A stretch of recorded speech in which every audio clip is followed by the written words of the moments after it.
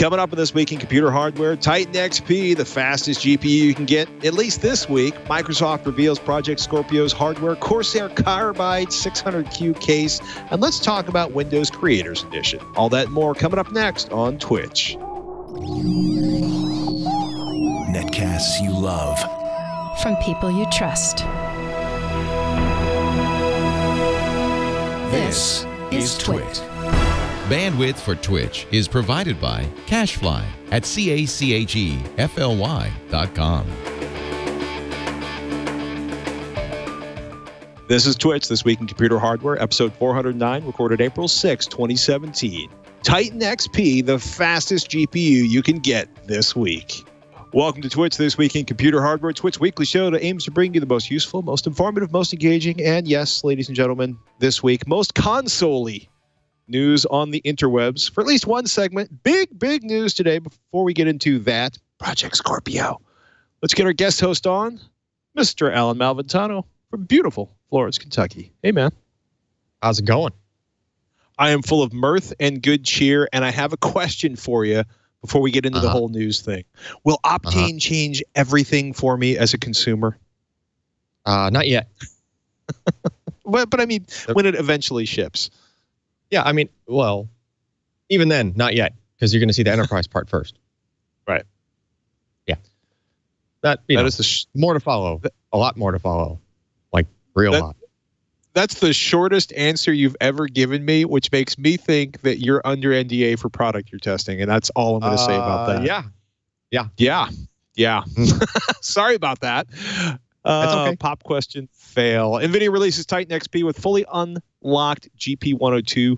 That's the first fully unlocked GP102 for computers. It's an extra 256 CUDA cores and a minor clock bump. We're talking about a 10.7% boost in shader capacity, 12 gigabytes of GDDR5X. That's offering like a 14.1% boost in memory bandwidth over the Titan X. Mac OS drivers are apparently coming this month, and you can track one of those down at NVIDIA.com for a mere $1,200.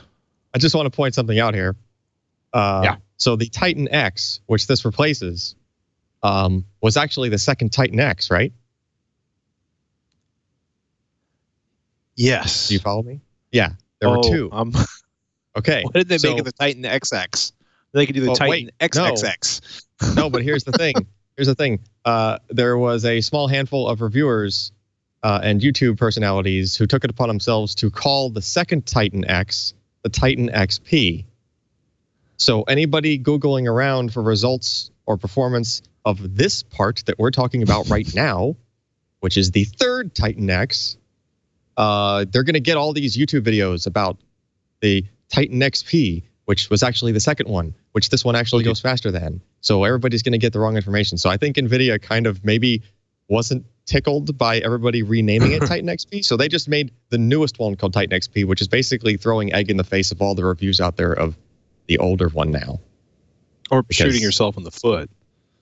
or that. Yeah, one or the other. I don't know. But it's made it into a mass confusion thing, which, okay. Just wanted to refresh everybody's memory on that one. In any case, for at least the next foreseeable several days, maybe even a month, this is the fastest GPU you can buy, at least consumer GPU.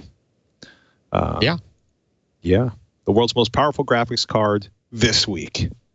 Who knows what might be coming in future weeks from NVIDIA or elsewhere.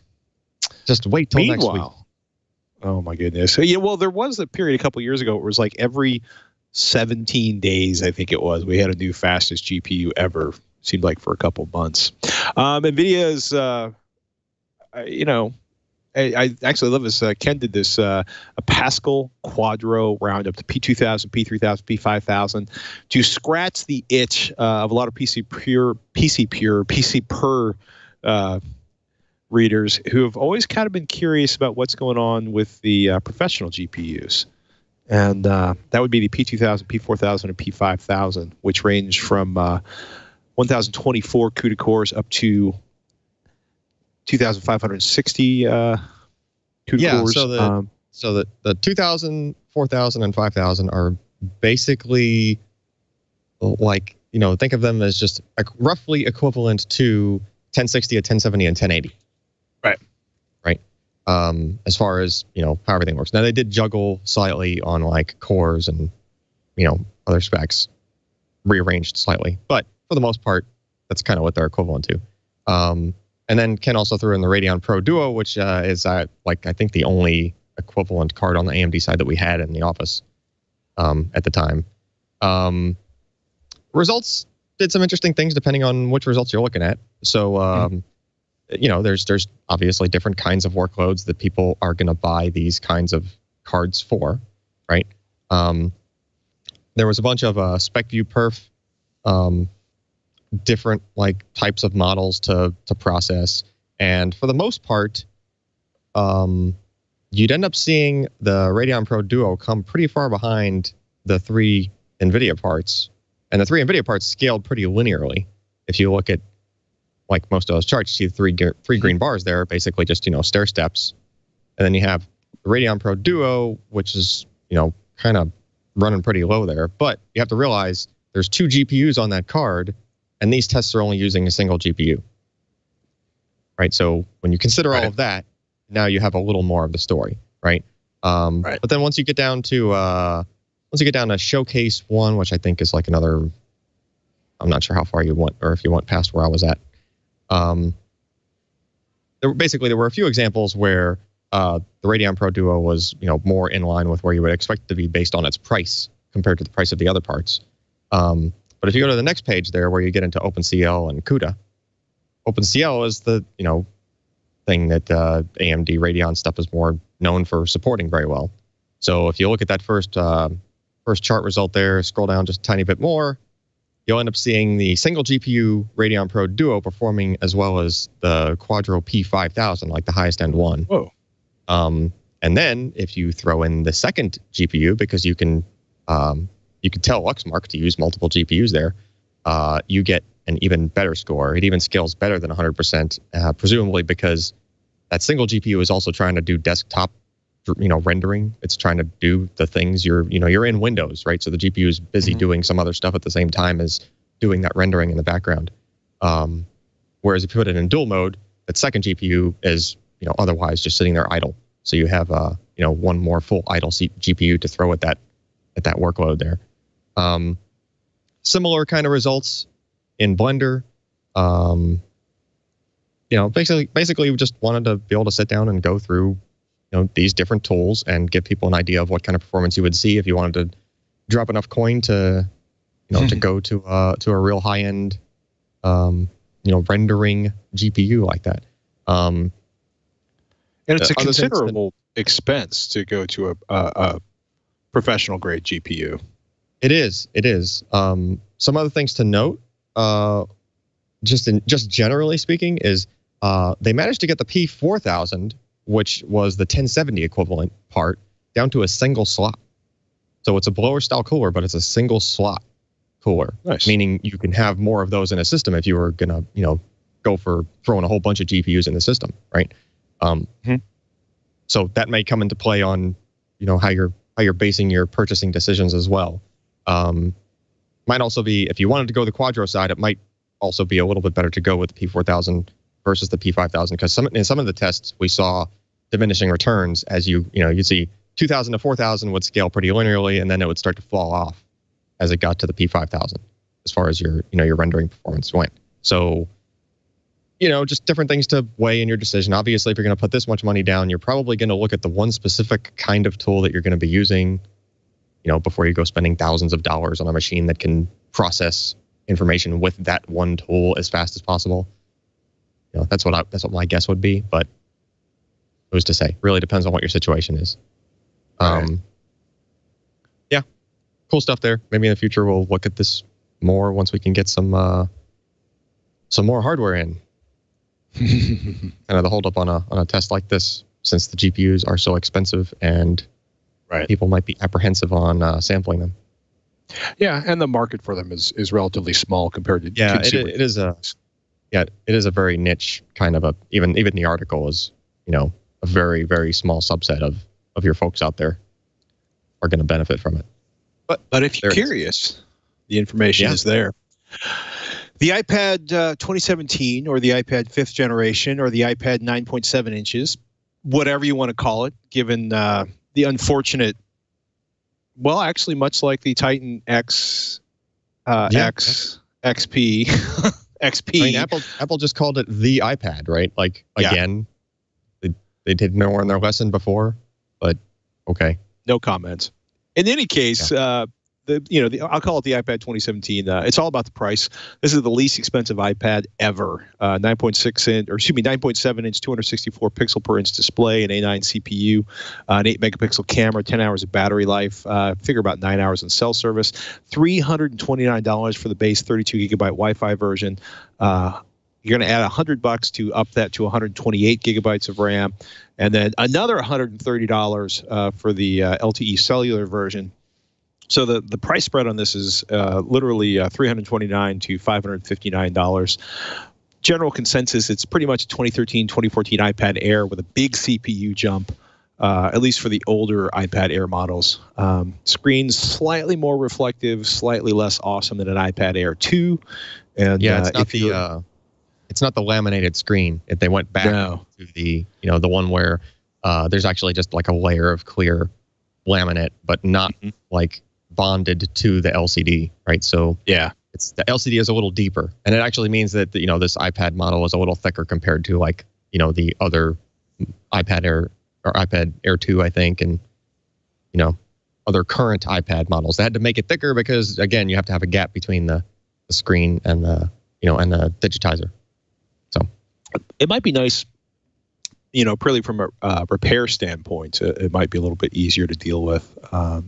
In any case, you got a cracked screen on this, as long as you're proficient with a heat gun and you can get the the front layer popped open. Presumably, you could change out just the digitizer and keep the LCD. So that would make repairs potentially cheaper, especially since the parts might be. It's possible it could be like the exact same part or close enough to the couple of generation ago iPad, since it's doing basically the same thing, right? Yeah, I'm just excited because we're actually to the point where, our first generation iPads are finally starting to fall off the cliff, and it's nice to know we have, a relatively new option with considerably more storage that isn't going to be bank breaking in expense. So, I mean that's a good price, especially the base model of it. If you're willing to not have the cell service and don't need that much capacity, I just wish they had GPS on the base model. Yeah. Just saying. Yeah. But it's built into the cell radio, so, or at least it's coupled tightly enough as far as Apple is concerned that I know. It's I've had this complaint ever since the first generation iPad. Mac Pro, not exactly an update. An update, a hardware update. Nice summary up on MacRumors.com. It's been 3 years. It's been 3 years coming, and I think the bigger news is not so much that they dropped the $4,000 model down to $3,000. It's the new base model, and the built-to-order 8-core model with dual D700 GPUs is now the high-end stock configuration for $4,000, and that's $4,000 with a whopping 256 gigabyte PCIe flash-based storage, 4 USB 3.0 ports, 6 Thunderbolt 2 ports, and dual gigabit Ethernet ports. And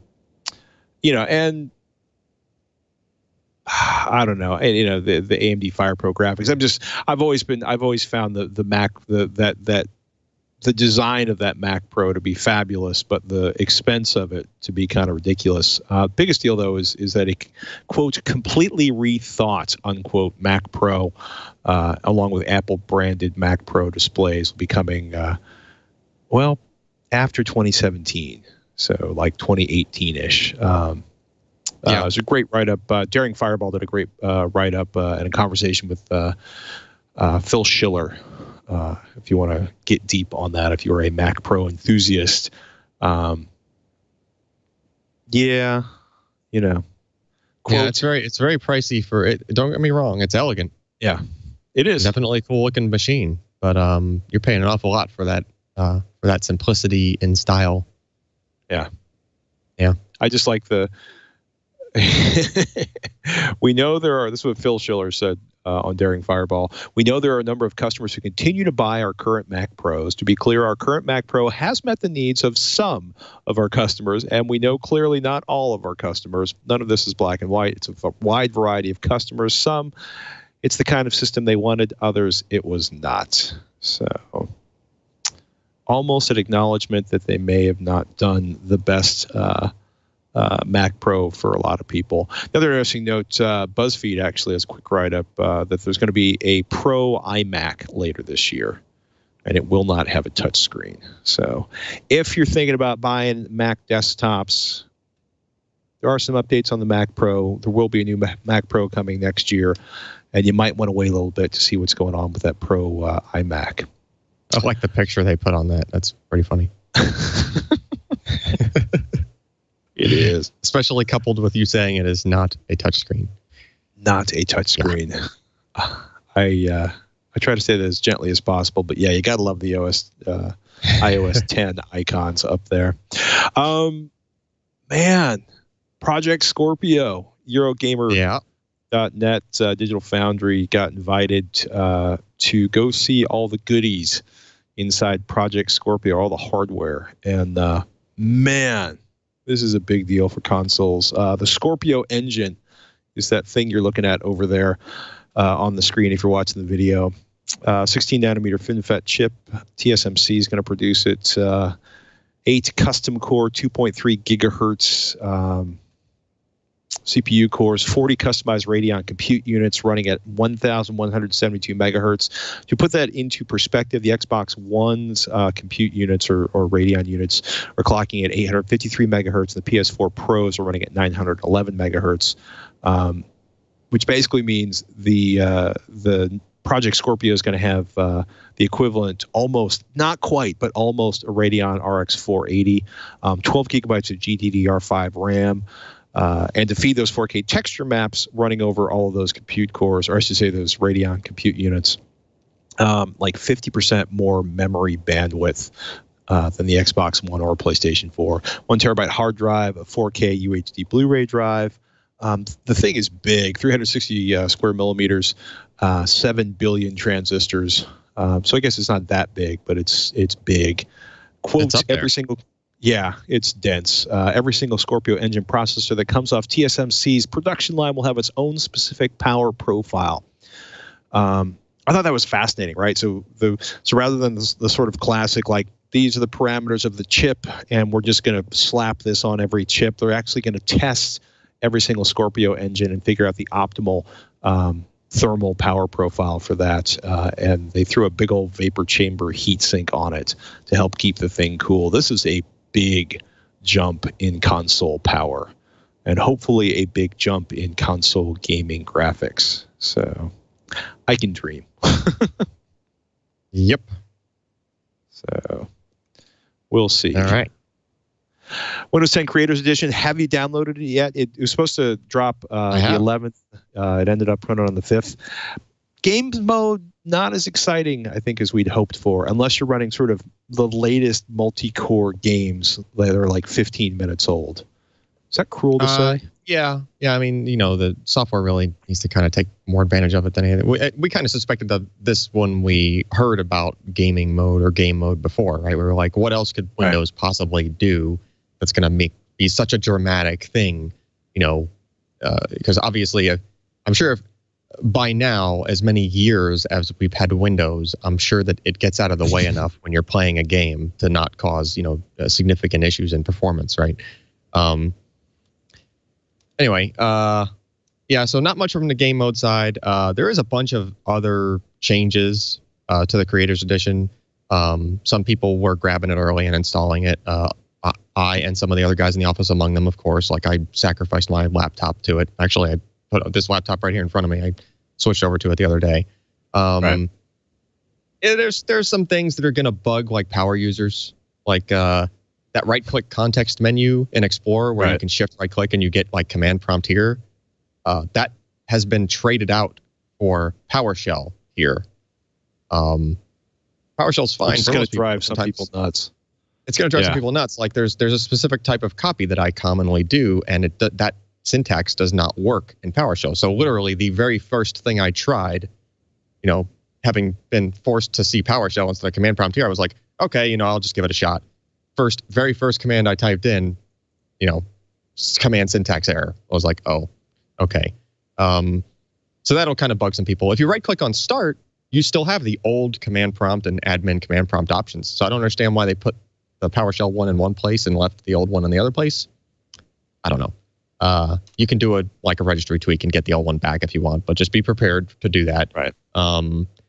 They changed some other stuff. I like the privacy DPI. dashboard. The privacy dashboard is cool. DPI settings are supposed to work better. DPI scale. There's a way to kind of force some applications that maybe looked fuzzy. Basically, if you right click on that shortcut to that application and you go to where you would typically do things like set compatibility mode or run as administrator, like your preferences for the shortcut. There's also a option you can kind of tick back and forth that will kind of force the Windows to try to render instead of rendering it the old way and upscaling it, which is what gives you that fuzzy look to some things. You can kind of force it to try to do a native draw of that at the higher DPI. So might work for some, but might not do anything for others. Like the application has to be using specific kind of GUI rendering libraries for that stuff to work. It adds a mail app. It pins a mail app to your taskbar that if you unpin, it might not actually go away until you reboot. That's kind of annoying, but there's other little quirky things to it. I think that only applies if you did an upgrade install with the ISO. Right. At least that's the only place I saw it. But it's funny. They make a big deal out of like Paint 3D, the Windows VR code to work with the HoloLens, and then the more the more affordable versions after that. There was a big deal about the Paint thing that they were gonna introduce Paint 3D and they were gonna remove the old Paint, and there was like an uprising. As well, there should be. And then Microsoft, who actually has analytics on all this stuff, went back and checked the analytics, and it was some insane number like, oh wait, there's 100 million uniques, people using this old Paint app. Maybe we shouldn't get rid of it because that's like the poor man's screenshot utility, right? You print screen and then where you save it? Well, you just open Paint and you save it. So it's probably plenty of folks. If it does disappear, there's always getpaint.net, which is pretty awesome. But oh sure. It's just like why would you remove the thing?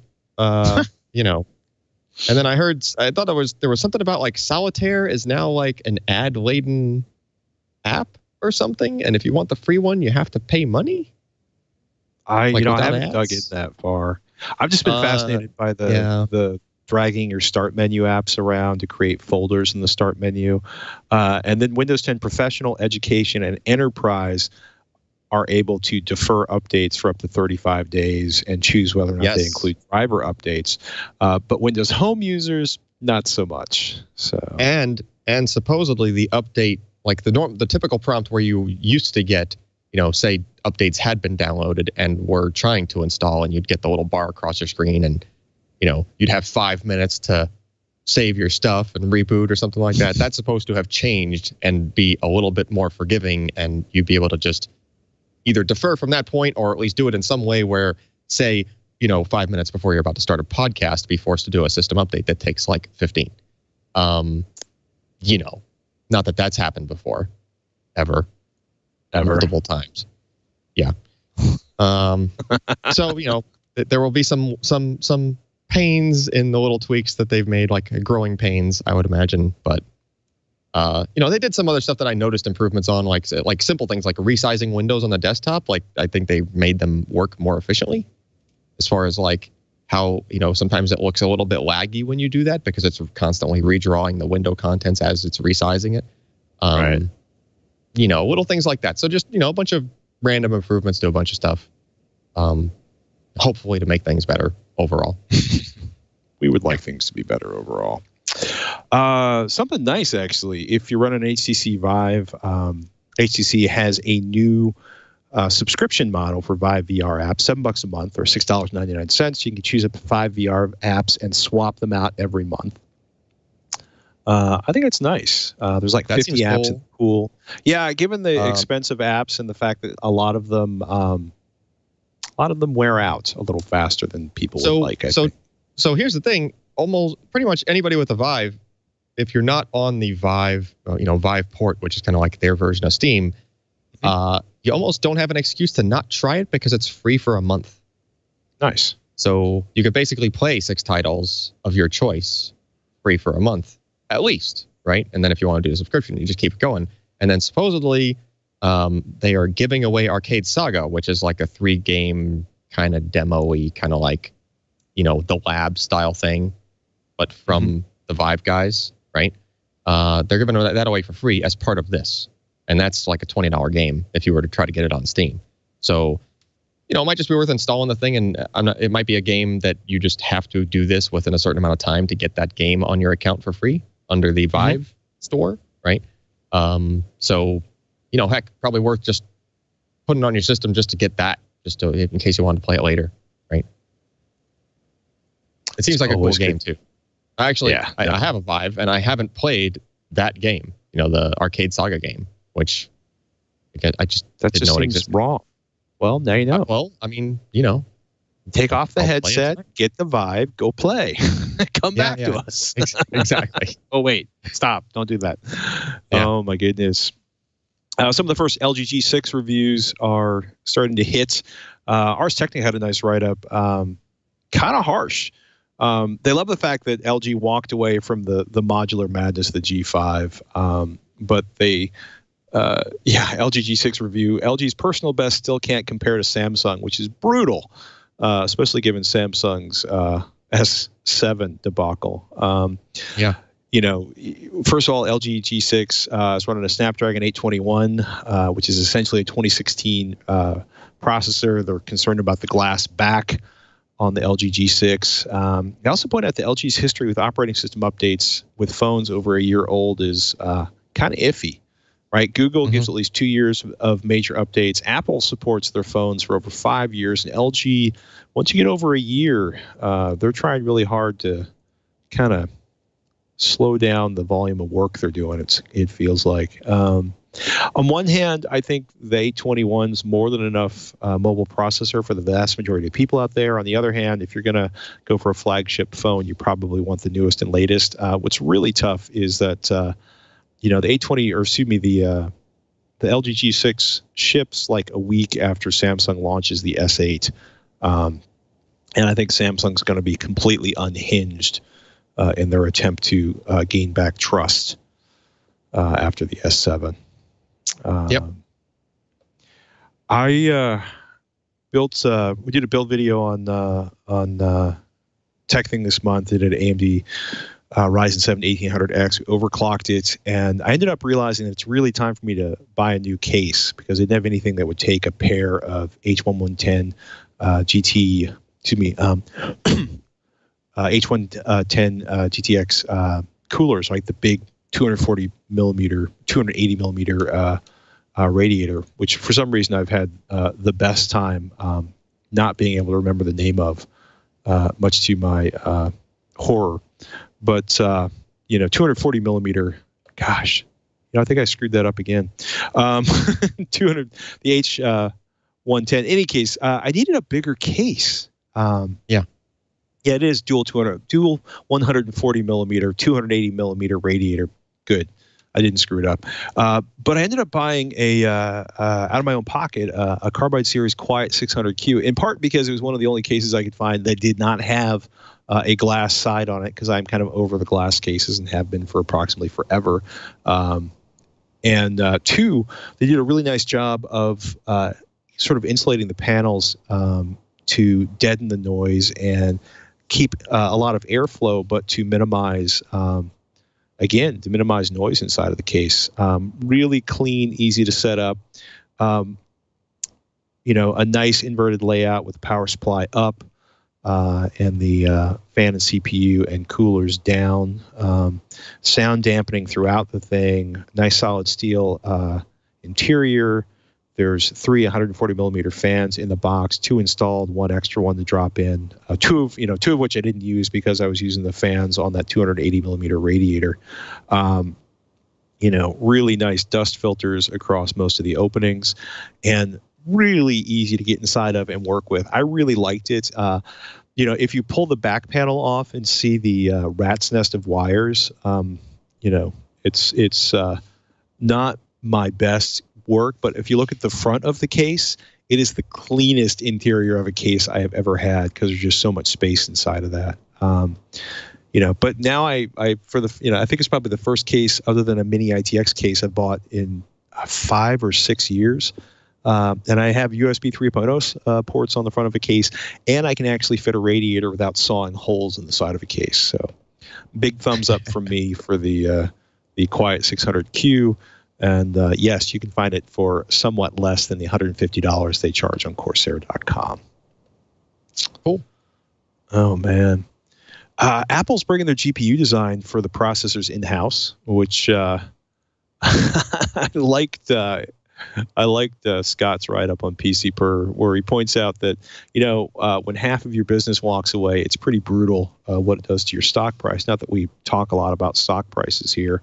But this is going to be interesting to see what kind of legal wrangling this turns into, because the crew at Imagination Technologies cannot imagine that Apple can deliver a GPU for their mobile processors without violating the intellectual property at Imagination Technologies. So I'm sure that's going to turn into a giant series of lawsuits we'll look at later this year in 2018.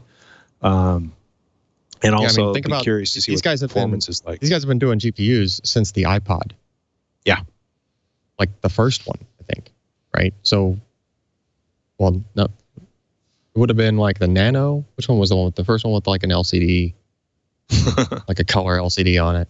Anyway, it's been a long time, right? These guys have been, doing GPU tech for Apple for a very, very long time. So, yeah. I mean, think of which way Apple says, within a year and a half to 2 years, they want to move away from this and roll their own. So how are you going to do that and make everything compatible? How are you going to make a piece of hardware that's fully compatible with the technology that these guys have been providing for close to, almost a decade, right?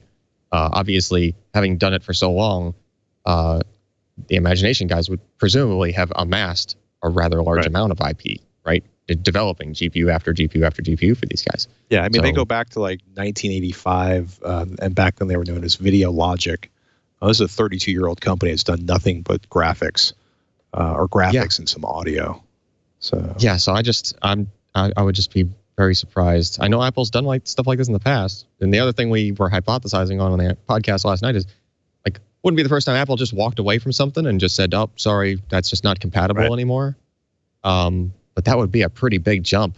Like in a couple of years, have a phone come out that you had to use Metal API for your graphics, and all of the games that worked on the older phones and didn't use Metal, like, suddenly wouldn't work, or worked very poorly because there was some kind of an emulation layer going on there. Yeah, I don't know, but be interesting. It's about removing headphone jacks, like removing floppy drives, like just ditching an old GPU. Why not, right? Well, part of what's interesting is, I guess it's about 2 years out. They plan on stopping the licensing of Imagination Technology, so they've got a bit of runway. But they had just announced a whole bunch of new graphics technology that was, dedicated towards self-driving cars and virtual reality devices. I don't know. It'll be interesting to see how that plays out.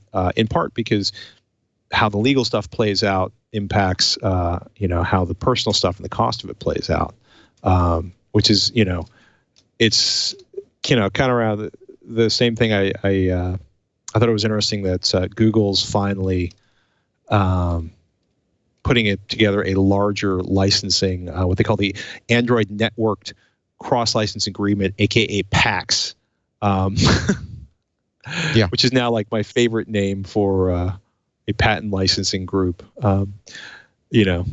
Big write-up from Jamie Rosenberg, the VP of Business and Operations, Android and Google Play, In Latin, the word pax means peace. In the world of intellectual property, patent peace often coincides with innovation and healthy competition that benefit consumers. And it's basically just, Google, Samsung Electronics, LG, Foxconn, HMD Global, HTC, CoolPad, BeQuet, all of you who collectively own more than 230,000 patents worldwide. So, the idea is to bring everyone together and grant all of the members will be granted royalty-free patent licenses covering Android and Google applications on qualified devices. So I think that's good for innovation. I don't think Apple's going to be particularly pleased about this, but I'm not going to worry about that today. Yeah. And Pebble watches aren't dead. It needed an update to allow it to keep working? Yep. Yeah, we talked about this earlier. Pebble got bought by Fitbit. Fitbit essentially is killing off all the servers, at least through 2017. But what's interesting is Pebble released an update this week that, quote, decouples the smartwatches from their dependency on cloud services, so that whenever whenever Fitbit does decide to shut the servers down, there will be a pathway for you to be able to use it without, you'll be able to sideload apps, you'll be able to put new firmware on the smartwatches, assuming anybody's writing it. So your Pebble will keep working even if or eventually when the servers go down. So,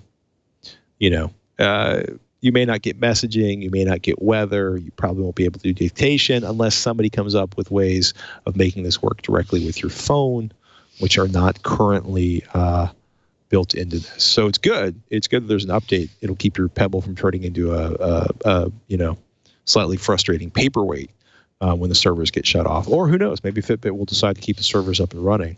But that is not part of the plan as far as anybody knows at this point. Just saying. All right. Saying. Oh, and Ford. If you're wondering where BlackBerry engineers go after BlackBerry stops selling mobile hardware, they go to Ford. Ford hired 400 engineers from BlackBerry. I just thought that was fascinating. The fistful in Florida. Wonder what they're going to do with those guys. Give a boost to the automaker's software development efforts as it races to keep up with traditional rivals and tech companies. There's like 300 in Canada, 100 down in Florida. And basically, they're going to make the computers work better. Computers and technology and the Internet of Stuff. All right. Cool. And, part of the larger move of making your car more technically complicated. Any little bit will help car graphical user interfaces. They can't get it's a any very uglier. low bar. Yeah, it's a low bar. Yeah.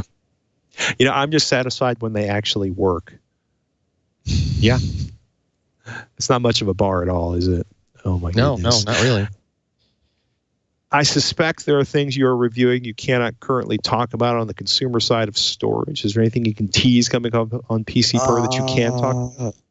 There is something that's going to come up in about 40 minutes. As soon as I'm done here, I have to write my little fingers off on something that has to do with AMD Ryzen performance. This is exciting. It is. Does it involve maybe can't Ryzen Master? Oh, man. All I can say is it will change Ryzen performance. Ladies and gentlemen, go to PCPro.com. Look for something I can't tell you the name of as soon as this podcast is released. Basically, yeah. I'll be looking. I think I know what it is. We'll find out later. Maybe. Oh, my goodness. If you've been thinking about running a VPN on your router, take a look at this week's tech thing, because I take a look at high-end home router performance when you are trying to encode all of the packets coming off of your home network. Hint: it may not be the best thing for your performance. And that box you're looking at there on the video feed is QNAP's TS251A NAS, which is a two-drive NAS from QNAP, and Features a remote control and an HDMI port, and Shannon will explain why if you take a look at the video at techthing.com or youtube.com/techthing. And with that, ladies and gentlemen, I want to thank you, Mr. Malventano, for covering for your PC Per golfing partner in crime. Do you golf? I do not. I tried. Don't get me wrong. I tried. I gave it a good effort at a driving range one time, and I sliced the ball so impressively that people they were scratching their head. They're like, "Did that thing take like a 90-degree turn?" And yeah, it basically did. And at that point, it was basically like people had to yell at folks off to the side of the driving range because the ball was clearly not on the driving range anymore. People were terrified. I hit it in the direction straight down the driving range. I swear, that's the direction I swung. That's not the direction the ball went. Anyway. Hate it when that happens. Yeah, no, I cause emotional pain to people who see me trying to use a golf club, so I just stopped using it. But that's where Ryan is. Ryan is golfing somewhere in South Carolina. Yeah, he's torturing himself, so let him have fun with that. It's a good plan. With that, ladies and gentlemen, if you're looking to get all the episodes, if this is your first This Week in Computer Hardware, thank you. Thank you for joining us. If you want to find more, to go to twit.tv/TWiCH. That's twit.tv/Twitch. You can find all our older episodes and information on how to subscribe so you don't miss an episode. To find more of Mr. Malventano, you should take a look at PCPer.com. You can find me at techthing.com or avxl.com. And again, we want to thank you for joining us on our little discussion of hardware today. With that, ladies and gentlemen, I'm Patrick Norton. And I'm Alan Malventano. We'll see you next week on Twitch.